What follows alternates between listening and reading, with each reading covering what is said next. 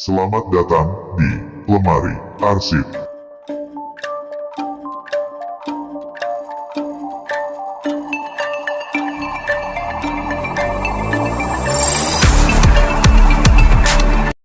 Kali ini, saya akan membahas salah satu arsip dari sebuah kisah nyata yang di luar nalar.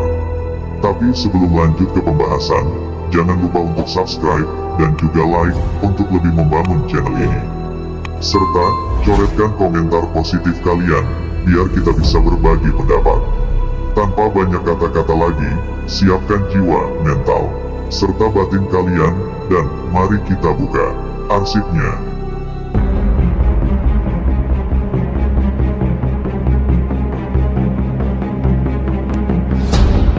Dini Sera Afriyanti, lahir pada tanggal 27 September tahun 1995, di Kecamatan Cisaat, Kabupaten Sukabumi, Jawa Barat. Dini diketahui merupakan anak keempat dari 6 bersaudara, dari pasangan Tuti Herawati, 54 tahun, dan Ujang Suherman. Sejak kecil, Dini tinggal bersama orang tuanya di Kampung Gunung Guru Girang, Desa Babakan, Kecamatan Cisaat, Kabupaten Sukabumi. Seiring waktu berjalan, Dini tumbuh menjadi anak yang cantik dan periang, hingga pada tahun 2012, saat usianya menginjak 17 tahun, Dini telah menjadi seorang single mom, dan terpaksa harus meninggalkan anak laki-laki semata wayangnya yang saat itu masih berusia 4 bulan untuk merantau mencari pekerjaan. Menurut adik kandung Dini, yaitu Elsa Rahayu, 25 tahun, pada 2012 kakaknya itu awalnya mengaku bekerja di PT Longfin yang berada di Parungkuda, Kabupaten Sukabumi. Namun tak sampai sebulan, Dini tak pernah pulang, semenjak itu keluarga kehilangan kabar. Upaya pencarian pun sudah dilakukan, tapi tak membuahkan hasil. Di tengah perantauannya itu, Dini ternyata memutuskan hubungan dengan keluarganya. Singkat cerita, pada tahun 2015, keluarga mulai mendapatkan informasi keberadaan Dini dari tantenya yang berada di Kuala Lumpur, Malaysia. Komunikasi antara Dini dan keluarga pun mulai terjalin lagi melalui aplikasi media sosial saat itu. Pada tahun 2021 setelah pandemi COVID-19, Dini pulang ke Indonesia. Kendati demikian, Dini tidak pulang ke rumahnya di Sukabumi, melainkan ke Surabaya dengan alasan perjalanan kapal berakhir di Surabaya. Dini pun mengaku memiliki teman di Surabaya tempatnya tinggal untuk sementara waktu. Hingga akhirnya pada hari Rabu tanggal 4 Oktober tahun 2023, pihak keluarga mendapatkan kabar duka dari Surabaya, bahwa Dini Sera Afriyanti telah tewas dianiaya. Dan pihak keluarga sangat terpukul atas berita kematian Dini.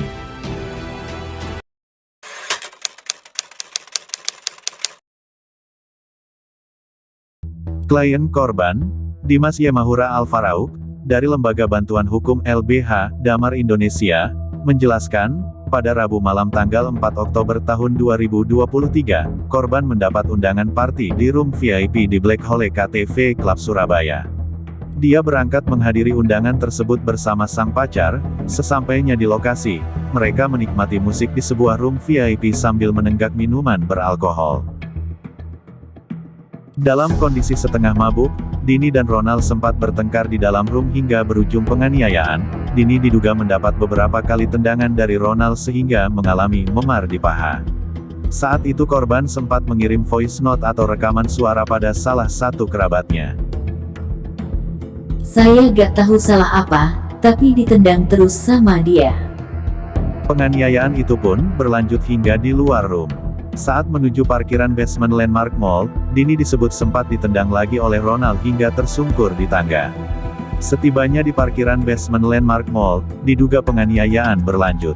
Dalam foto yang beredar nampak ada luka bekas terseret dan luka memar dari jejak terlindas ban mobil. Dalam kondisi kritis tak berdaya, tubuh Dini dibiarkan tergeletak begitu saja di lantai basement parkiran mobil Landmark Mall. Ronald sendiri menghilang entah kemana. Ada yang menyebut Ronald balik lagi ke room VIP Black Hole KTV untuk beberapa saat. Setelah kembali, Ronald memasukkan tubuh Dini ke dalam mobil. Namun bukannya di kursi penumpang, malah digeletakkan di bagasi. Menurut cerita security di basement Black Hole KTB, korban dijatuhkan pelaku, dan sengaja ditinggalkan. Lalu pelaku kembali, dan memasukkan korban ke dalam bagasi, kemudian dibawa pergi. Parahnya lagi, meskipun tahu kondisi Dini sudah kritis, Ronald bukannya melarikan ke rumah sakit, namun malah membawa pulang ke apartemen tempat tinggalnya, di Orchard Tanglin, Pakuwon. Aktivitas Ronald mengeluarkan tubuh Dini dari bagasi, itu diketahui sejumlah orang. Melihat kondisi korban dalam posisi darurat pertolongan medis, orang-orang menyarankan untuk segera dibawa ke RS National Hospital. Namun belum sampai di UGD RS National Hospital, petugas medis yang melakukan pemeriksaan awal kondisi Dini, menyatakan korban sudah tak bernyawa. Atas hal tersebut, pihak RS akhirnya merujuk jasad cewek rambut pirang itu ke kamar mayat RSUD Dr. Sutomo. Anggota polisi telah memeriksa sebanyak 15 saksi, dan kumpulkan beberapa barang bukti. Wakasatreskrim Kompol Teguh Setiawan menyebut bahwa, saksi-saksi yang dimintai keterangan, adalah orang-orang mulai dari tempat hiburan malam hingga di apartemennya. Termasuk kekasih korban yang mengantarkan ke rumah sakit juga dimintai keterangan. Setelah mendalami dari semua saksi, maka pihak kepolisian menetapkan seorang tersangka.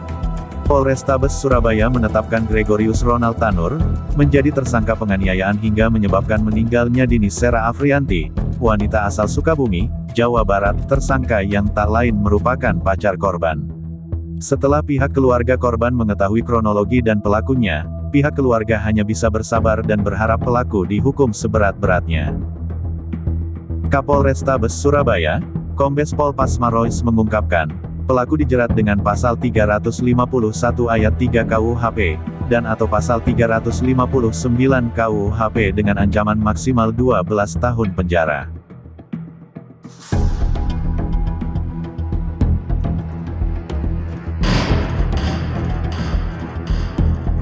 Itulah salah satu arsip yang telah kita bahas kali ini. Semoga kalian meresapi kisahnya, mengambil hal positif dari kejadian itu. Tetap berhati-hati, tetap waspada, jaga diri kalian, cermat dalam memilih, karena tindak kejahatan tidak mengenal siapa kalian, dan kapan akan terjadi. Terima kasih telah menonton video ini, dan nantikan kisah-kisah nyata di lemari arsip selanjutnya.